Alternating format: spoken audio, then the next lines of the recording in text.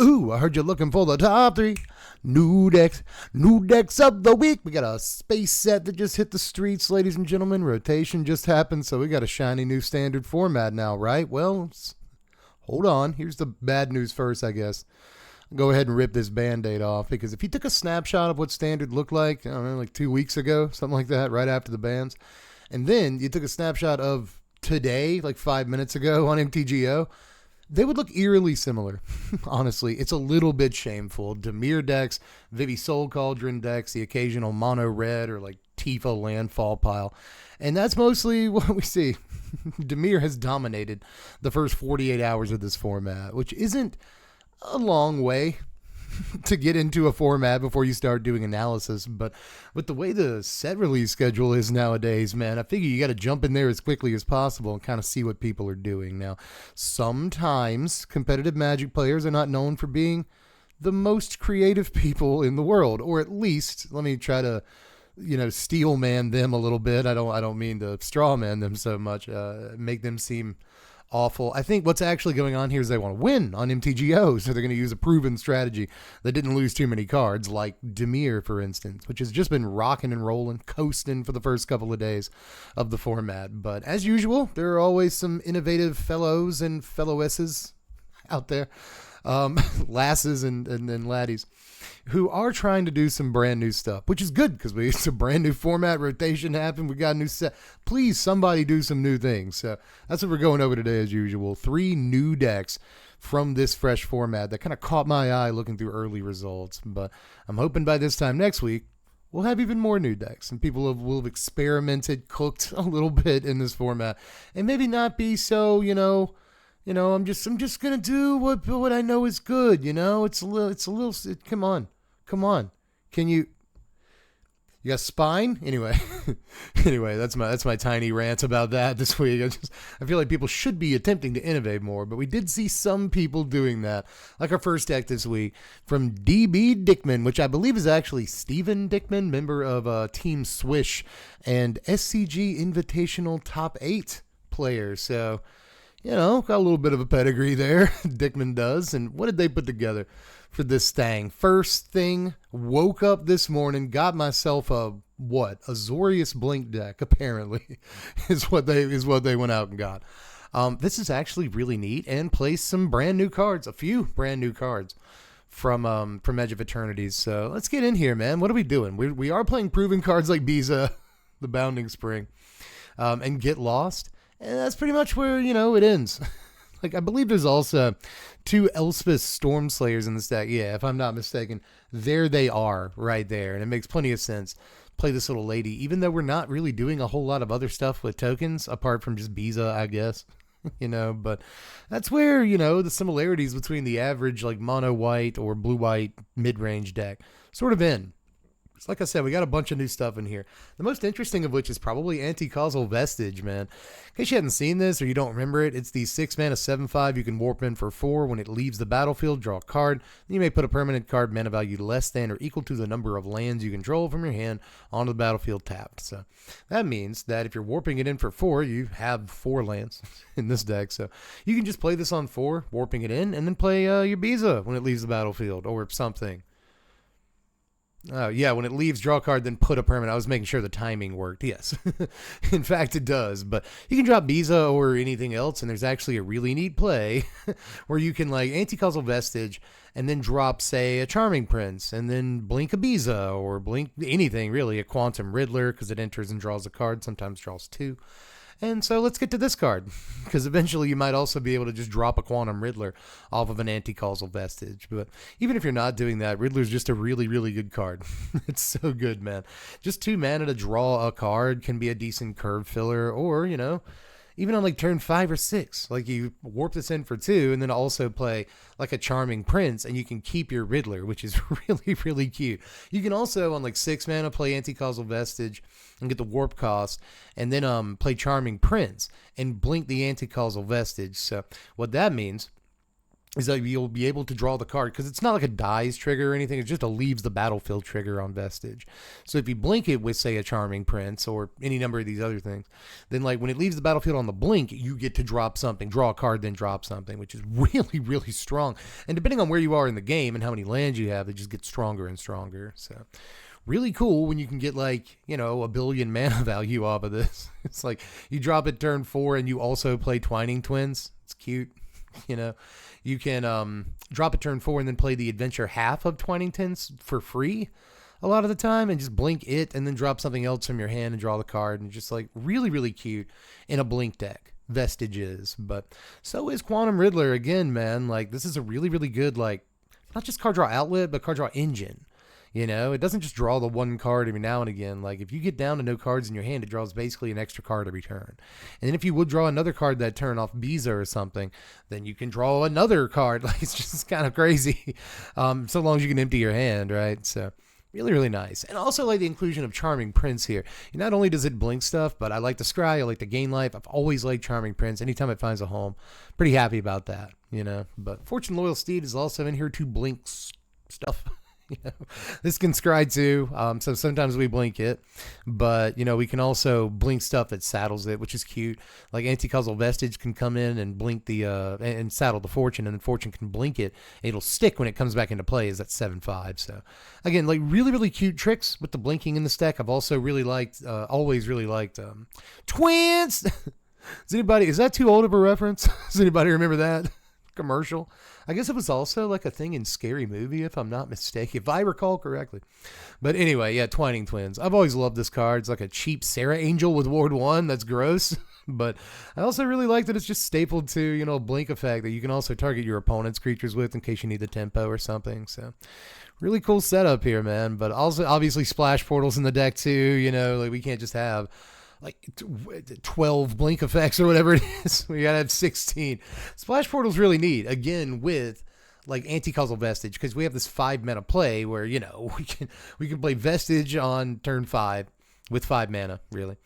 And then Splash Portal to Vestige, as soon as it blinks out, we get to drop something, we get to draw the card, and then like right then we get the Vestige back, so we just get all this mana value, this huge guy. It's just really, really nasty. There's also the aforementioned Get Lost and Seam Rip in the deck as our removal spells. See a lot of people playing Seam Rip in the early environment. Is probably one of the most played cards from the set, as we kind of all thought it would be. So it's here. I don't think anybody's really shocked by that. But looking at the sideboard, after we get past these 25 lands here, you see the inclusion of Fabled Passage and Starting Town. Azorius has a pretty bad mana base, so you got to do what you got to do. But as far as other stuff, there's a Null for countering artifacts and enchantments and such. Biza, another copy, mostly for fighting aggro and stuff when you need the life. Biza's great for blinking when you need the life, but there's weird lines in here where it's kind of like harder to draw the cards because Anti-Causal Vestige draws a card. So like you drop Vestige, you're down a card. You blink it, you're down a card, but when you blink it, you draw a card. So if you're going to drop the Vestige, if you're going to drop Biza off the Vestige, it's harder to draw the card. It's also technically kind of harder to like make the fish, I guess, but not that much harder. Either way, man, like Biza's obviously a good card. Elspeth's Smite was printed in Foundations, so you play it in your sideboard against aggro. Kutzel's Flanker and Rest in Peace are both in here against the graveyard strategies. I like the inclusion of Flanker too, man. The ability to just like wipe their graveyard at instant speed is really cool because you get them to commit to the Zombify or whatever they're trying to do, you know. And you just wipe their graveyard in response, which is nice. Negate is in here as well as Spell Pierce because we have islands in the deck, so it's counter magic goes on the board. We're going to fill out the playset of Seam Rip in here against aggro decks, and that is the entire sideboard.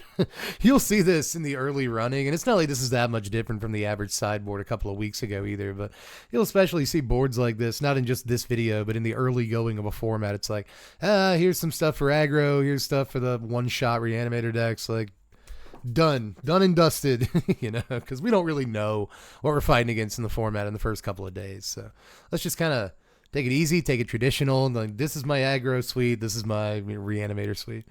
But either way, really, really cool deck here. it's not necessarily the most innovative deck. I'm not trying to shade or anything. It's just like blue, white, blink.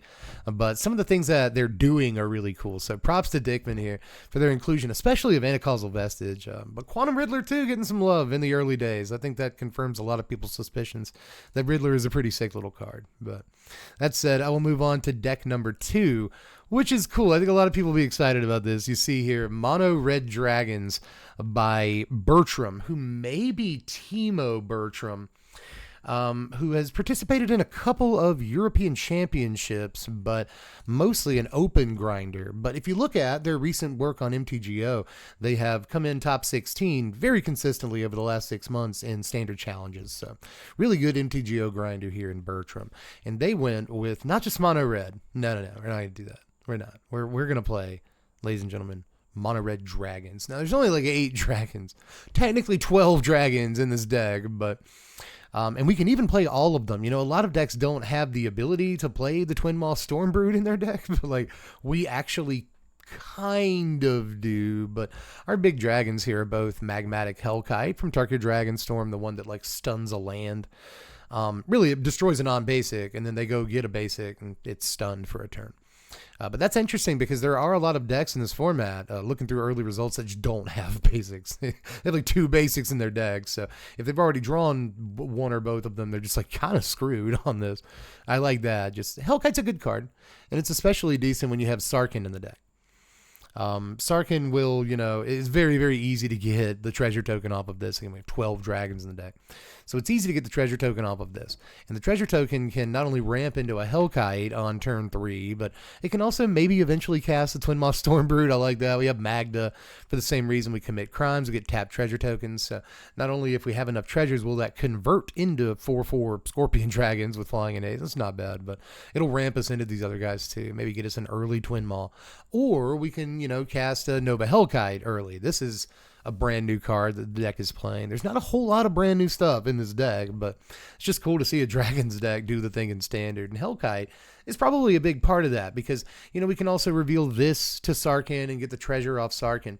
And then next turn, just warp this in and have an extra mana left over to play Hired Claw, Fanatical Firebrand, Burst Lightning, whatever.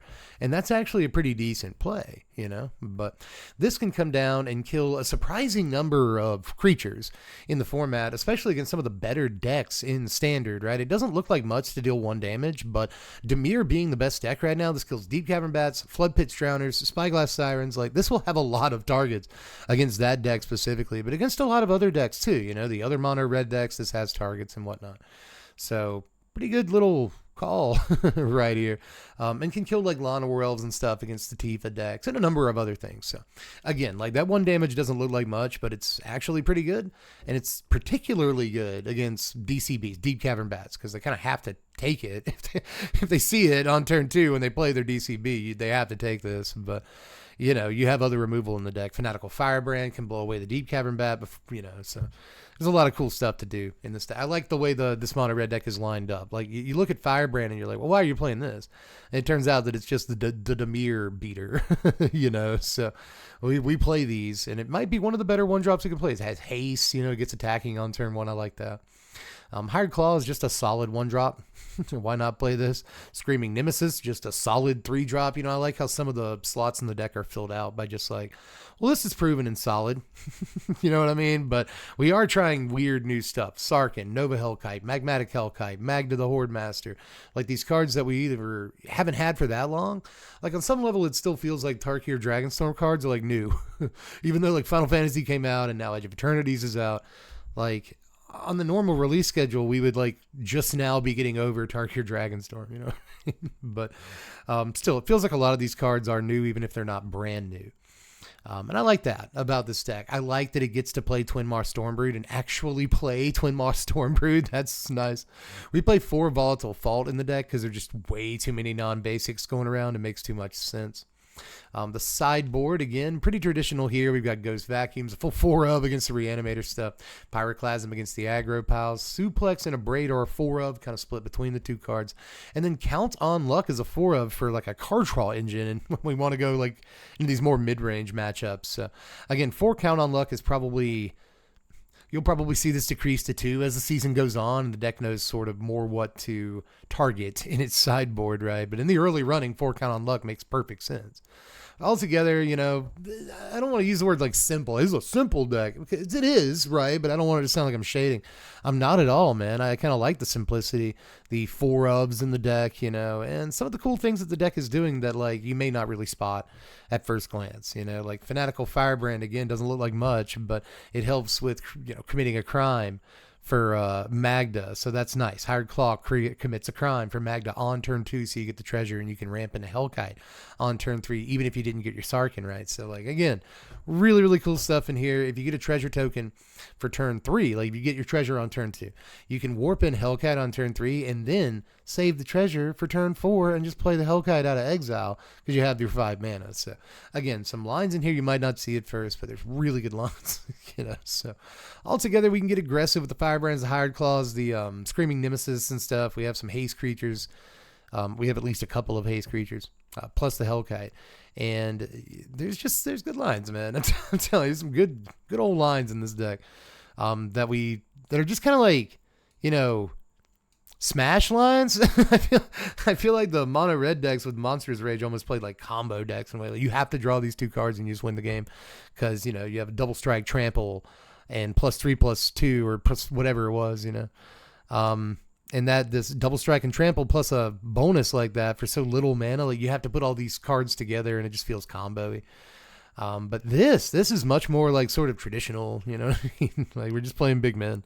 And I kind of like that, but getting back to our roots. But let's move on to our last deck of the week. And the reason we didn't have like an honorable mention deck of the week is because I'm actually kind of covering the same deck twice, looked at from 2 different angles. So we'll start with RC Merriam's Orzhov Aristocrats. Now, you know I'm going to be into an Aristocrats deck, especially one that's piloted by this, I guess, credible of a player. Not like the other players this week weren't credible, but this is Ross Merriam, or RC Merriam on MTGO, but, you know, perennial Pro Tour player, professional Magic player, and all-around based guy on Twitter if you follow him there. But either way, you know, when a guy like Ross brings, you know, also Jeopardy contestant, Ross Merriam, brings, you know, Orzhov Aristocrats, I'm going to pay a little bit of attention. Like, it's not just some any old MTGO, not even grinder, just like, oh, I feel like booting up some MTGO, playing some League. You know, it's not somebody that got lucky any given Sunday because any deck can 5-0. This is a Magic player, right? So, with that in mind, this is a very buttoned up, lots of 4-ofs kind of Aristocrats deck. And that will juxtapose a bit with the other version of the deck I'm going to show you. But again, these are built with 2 not completely different philosophies, but what Ross is trying to do is be as consistent as possible with the Aristocrats plan and have a really, really good early game, because we need creatures, almost more than anything in this deck, that can provide multiple creatures to actually flip the Sephiroth. I think that they're planning on flipping the Sephiroth a good bit in this deck, and because of that, we have like 12 1-drops that can die and leave behind other creatures. We have 4 Nesting Bot, 4 Infestation Sage, 4 Nezumi Link Breakers. These don't all do the exact same thing, but they're all 1-mana 1/1s that die and leave behind 1/1s. Right? The 1/1s might be a little bit different, but fundamentally, we're just looking for as many 1-drops that do that as possible. We're also playing Forsaken Miner in here that we can bring back from the graveyard as long as we're committing crimes. Works pretty well with the Vengeful Blood Witch in the deck, which does, in fact, commit crimes because it targets opponents. We also have Snarling Gorehound in here with our Vengeful Blood Witch and our Bartolome. So, you know, honestly, it kind of looks in some ways like a Raise the Past deck, which makes sense because it's got Raise the Past and it's 4-of. So we are doing Raise the Past like tricks in the deck, but instead of trying to like get them with Starscape Cleric and like Hinterland Sanctifier and stuff like that, we are more trying to use Vengeful Blood Witch and Sephiroth triggers to finish the game off. Like if we sacrifice 3 or 4 creatures, and then get a couple of creatures off of those sacks because, you know, we have so many creatures that create creatures when they die. So if we sacrifice 3 creatures to Bartolome or something like that, I'll get to the other sack outlet in a second, don't worry. But when we sacrifice like 3 creatures to Bartolome, get a couple of creatures, cast Raise the Past, get those creatures back, sack those to Bartolome, we get more creatures, sack those to Bartolome. Like, eventually they're going to just die. So, like Blood Witch triggers, or Fabled, you know, Sephiroth Soldier triggers. Which is dope. We can also like get the Blood Witches back from the yard with Raise the Past and get more triggers, you know, so crazy stuff. And we actually have a reliable way of doing this now because we used to just have the one sack outlet in Bartolome and it's legendary, but now we have Umbral Collar Zealot, which is the best pickup this deck really could have hoped for. It did get another pickup that the other player is on, but Ross is not. We'll get to that in just a moment. But for now, yeah, Umbral Collar Zealot is obviously the card that the deck kind of needed the most, you know. It's a very, very cheap, free repeatable sacrifice outlet. This one also surveils like Snarling Gorehound. Surveil is really important in this deck to get you to the Raise the Past and put important creatures in your graveyard.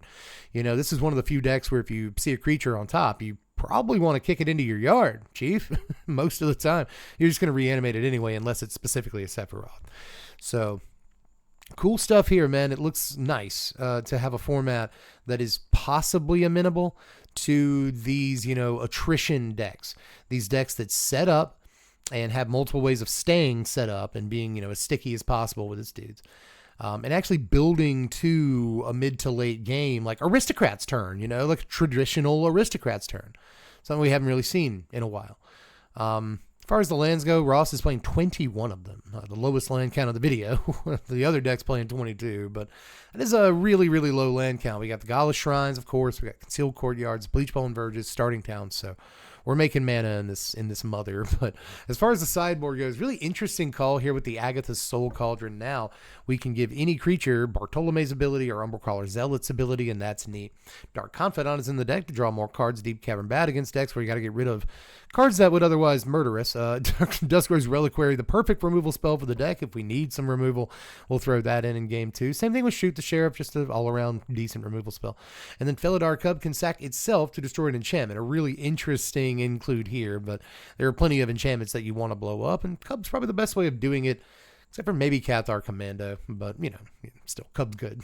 But, again, very, very normal Aristocrats list here. And that's usually the way you want to play Aristocrats. You want to enact your plan as consistently as possible. So all these 4-ofs make that very likely, right? But the other Orzhov Aristocrats deck, this one by Arturetgis. I don't know if I am absolutely butchering that name. I probably am. I apologize profusely, but this is differently built, to say the least. This, I think, has more of a mid-range kind of, like, well, not mid-range plan, but, you know, it expects to go into the mid-game, and it has made some concessions, and definitely doesn't look like the 4-of fest that Ross's deck was, but it's still really interesting, man. One, I think the most major difference in the deck is timeline color. Now, this was not in Ross's deck, but this enables a combo where if you have, say, a Sephiroth and a Vengeful Blood Witch, that's all you really have to have, is both of those creatures on the table, plus an Umbral Collar Zealot or a Bartolome del Presidio. So let's say you have all those pieces in place, you grab your timeline color. Well, now you can warp this out of your yard. For 1 black mana, you can't do it infinitely. It costs a black mana every time, but it also costs 2 life. Well, if you have a Sephiroth and a Vengeful Blood Witch on the table, now you're kind of not actually paying life for it, right? It's neutral. Its warp ability is neutral in terms of life. So you can just warp it as many times as you have black mana and probably kill your opponent because you're also hitting them for a shock every time you do this loop. So I think, personally, you know, I've done a little bit of labbing with Aristocrats because I can't help myself in the early season here. And I have really liked Timeline Color. I think it enables a combo that the Aristocrats deck really needs to have at its disposal if it wants to go, you know, as late as it does want to go. But this deck also includes Raise the Past as a 4-of, so we're still doing Raise the Past tricks. Again, pretty good with color, but great with Collar Zealot and Bartolome and Vengeful Blood Witch and everything that's not named Sephiroth. But this deck is playing the 3-of Sephiroth, not the full 4-of, because I don't think the deck is really as invested in flipping Sephiroth. It just wants another Blood Artist effect. And Sephiroth's really good. The deck is also not playing as many of these 1-drops that explode and become another 1/1. Like, it's playing Infestation Sage. And Nezumi Linkbreaker as a 3 of. So we have 7 of these 1-drops that blow up and become other dudes. But we instead, of the other ones, we've got Greedy Freebooter in here, a creature I really like. This gives you a scry. You want it in your Aristocrats deck, but it also gives you a treasure, which is fantastic. You know, the Aristocrats deck may be a mid-game, long game sometimes when it needs to be sort of attrition deck, but it is still a deck with a lot of very inexpensive cards, and the way you line up your first 3 turns is paramount to the rest of your success that game. And so getting a treasure token can be really, really important, you know, as early as turn 2 or whatever. So good card here. Forsaken Miner is pushed down to a 2 of in this list, but they're still playing a couple of copies. Enduring Innocence is a 1 of in the main deck. Good way to draw cards. Again, I think this is a concession to knowing that you're going to go to the mid game a little bit and you want to draw cards. And most of the creatures in the deck, save for like Sephiroth, will trigger this. So we're playing the 1 copy. Cathar Commando here in the main deck, not like Felidar Cub. You know, that was in the board. This in the main deck. And then Snarling Gorehound, again, is a 4 of to, again, get those surveils. It's really important. Most creatures in the deck proc this. And it's great to find your Raise the Past or your Sephiroth or your Vengeful Blood Witch or one of your, you know, sacrifice creatures. This just helps you stay consistent and actually get your pieces in place. When you lose your pieces, it helps you get them back from the top of your library, you know, like dig through your deck to get to another copy. So Gorehound's great. And it's also just a solid 1-drop. Again, this deck is not playing as many 1-drops or as many 1-drops that explode as Ross's deck was, but you still have to play a very solid base of 1-drops. You almost have to guarantee that you get on board on turn 1 in order for a deck like this to function properly. So again, those early turns matter. As far as the lands here, there's 22 in this deck. All the same stuff, but we are making concessions for Shadowy Backstreet. In here, you may notice that Ross didn't really play that. Instead of Starting Town, we're playing this. Okay. Dalkovan Encampment is in. I guess it does enable us to play an extra copy of Bleachbone Verge. That's because it's a plain swamp. But I don't like tap lands in this deck either. I'm with Ross as far as the land philosophy. I'm with this player here, Arturo, or Artur. I'm with them as far as the land count. I think 22 is correct. But I just don't want tap lands. I'm with Ross as far as Starting Town goes. Dalkovan Encampment is in here. I don't know how much this deck is going to attack. It may, right? It can usually attack with pretty reckless abandon, but it often wants to leave its creatures up to chump block and get the death triggers there. Either way, though, Encampment makes a lot of sense for making small guys. And then Great Arishan City can also make small guys. This is the thing I keep looking at in Aristocrats decks and Standard, but I've never actually pulled the trigger on, so I'd be interested in its performance. Now, obviously, the deck League 5-0'd, as did Ross's, but that doesn't mean that the card overperformed or anything, so I'm interested in how this card actually performs in practice. As far as the sideboard here, there's more Enduring Innocence. You got to draw them cards, baby. Card draw's good. Get Lost is a point and click, just get it all removal spell. Duress makes sense, doesn't it? We're playing swamps. Play Duress. Cathar Commando, more of those.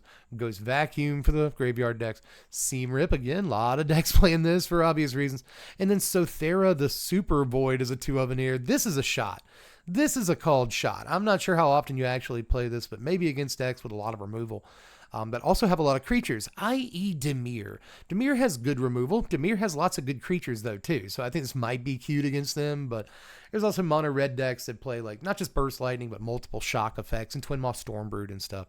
This could be all right against them. So maybe there's spots where you bring this in. Maybe there are, but altogether, man, it's really nice to see not 1 but 2 Aristocrats decks getting the 5-0, playing plenty of new cards. You know, we talked about Umbral Color Zealot and Timeline Color, but we didn't mention the 1 of Servandum in the deck that I've also been playing a 1 of this card early in the season, and I find that 1 is the exact correct number of this card. I don't know that I'd want any more, but the death trigger is nice. It's nice that it also functions when things get exiled, because they certainly do. The power 4 or greater, like blow up a non-land thing, is really good, even though it only pops off like once every 3 or 4 games. But it's still good when it happens. But either way, man, you know, it kind of feels like having like, oh, what's her name? The Amalia. Thank you. Amalia Benavides. Like her, but she works the way she's supposed to work in an Aristocrats deck. You know, like Amalia triggers off gaining life. which is fine in aristocrats deck because there's lots of ways of gaining life. This triggers off death triggers, which is correct. It just makes more sense in an aristocrats deck. But either way, man, cool builds of these. This one again eschews the play a bunch of 4-ofs and is like, I'm just gonna play the cards I want to play, man. Like, I can definitely get behind that. So both decks 5-0'd this week, just in the first couple of days of the format. And I think those are fairly promising results for aristocrats decks, man. So if they can punch through a format of proven decks like Dimir, there's some mono white, people out there that are doing the thing with that deck. There's Vivi Cauldron again. That thing is freaking everywhere. So, again, we've been seeing like kind of the same decks, established decks that everyone knows are good. And again, if these decks can do well in a field full of those decks, I think that says something. So 1-5-0 doesn't mean much. 2-5-0s doesn't even really mean much, but I'm going to start paying attention, seeing if this deck can keep performing. Because again, it was chosen by, at least one that I know of, like very, very good Magic player.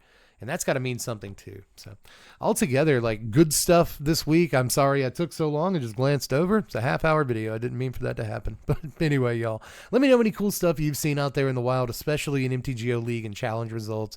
Not like those are the most important things, but they are weighted more than like, I saw a deck on Arena, So, like, just let me know what you've been seeing out there, what you've been playing with and all that, having some success with newer cards in the new like post-rotation format. But anyway, y'all, do all the YouTube stuff too on your way out. You know what all that stuff is. I got a Patreon, whatever, links in the description for these deck lists and the Patreon, and probably even a little video that I've done recently. I'm Deb from The Place. Thanks for watching, Wizards. Spread love and be kind.